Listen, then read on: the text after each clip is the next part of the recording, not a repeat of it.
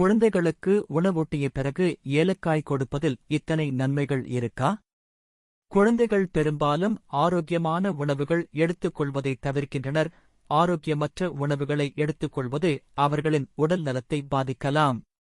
நிபுணர்களின் கூற்றுப்படி, இந்த சூழ்நிலையில் குழந்தைகளுக்கு உணவு ஊட்டிய பிறகு பெற்றோர்கள் தங்கள் குழந்தைகளுக்கு கட்டாயம் ஏலக்காயை சாப்பிடக் கொடுக்க வேண்டும். இது குழந்தையின் ஆரோக்கியத்தில் நல்ல விளைவை தருகிறது. இன்று குழந்தைகளுக்கு ஏலக்காய் தருவதன் ஆரோக்கிய நன்மைகள் சிலவற்றைக் காணலாம். குழந்தைக்கு குறைந்த அளவு உணவளித்தால் உணவுக்குப் பிறகு ஏலக்காயை கொடுப்பது அவர்களின் ஒட்டுமொத்த ஆரோக்கியத்திலும் நல்ல விளைவை தருகிறது. ஏலக்காயில் உள்ள வைட்டமின்கள், தாதுக்கள் மற்றும் நார்ச்சத்துக்கள் போன்றவை மிகுந்த நன்மை பயக்கும்.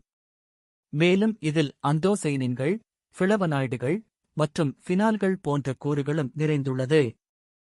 நிபுணர்களின் கூற்றுப்படி, ஏலக்காயில் உள்ள ஆக்சிஜனேற்றிகள் சளி, வீக்கம் மற்றும் புற்றுநோய் போன்ற அபாயத்தை குறைக்க உதவுகிறது. மேலும் குழந்தைகளுக்கு ஏலக்காயை தருவது நோய்வாய்ப்படும் அபாயத்தை குறைக்க உதவுகிறது. ஏலக்காய் செரிமானத்திற்கு சிறந்த தேர்வாக கருதப்படுகிறது.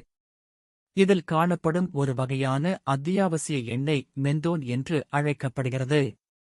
இது அமிலத்தன்மை போன்ற இரைப்பை குடல் பிரச்சனைகளை போக்க உதவுகிறது. இதன் மூலம் வாயு, செரிமான பிரச்சனையை குறைக்கிறது. குழந்தைகள் பலரும் அடிக்கடி பல் துலக்க தயங்குவர். பல நேரங்களில் குழந்தைகள் சரியாக பல் துலக்காதது அவர்களின் பற்களில் தொற்று மற்றும் வாய் துர்நாற்றத்தை வரவைக்கிறது. குழந்தைகளுக்கு இந்த பிரச்சனை தொடர்ந்து வந்தால் அவர்கள் சாப்பிட்ட பிறகு ஏலக்காயை கொடுக்கலாம். இது அவர்களின் வாயிலிருந்து துர்நாற்றத்தை அகற்றி வாய் ஆரோக்கியத்தை மேம்படுத்துகிறது. ஏலக்காய் அதிகளவிலான ஆன்டி ஆக்சிடென்ட்டுகள் மற்றும் பாக்டீரியாக்களை எதிர்த்து போராடும் திறனை கொண்டுள்ளது. மேலும் இது கெட்ட சுவாசத்தால் அவதிப்படும் குழந்தைகளுக்கு மிகுந்த நன்மை பயக்கும். இவ்வாறு குழந்தைகளின் ஆரோக்கியத்தில் ஏலக்காய் முக்கிய பங்கு வகிக்கிறது. குறிப்பாக கோடைக்காலத்தில் ஏலக்காய் மிகுந்த நன்மை பயக்கும். இந்த பதிவு உங்களுக்கு பிடித்திருந்தால் லைக் மற்றும் சப்ஸ்கிரைப் செய்து பகிருங்கள். மேலும் இதுபோன்ற தகவல்களுக்கு தொடர்ந்து இணைந்திருங்கள்.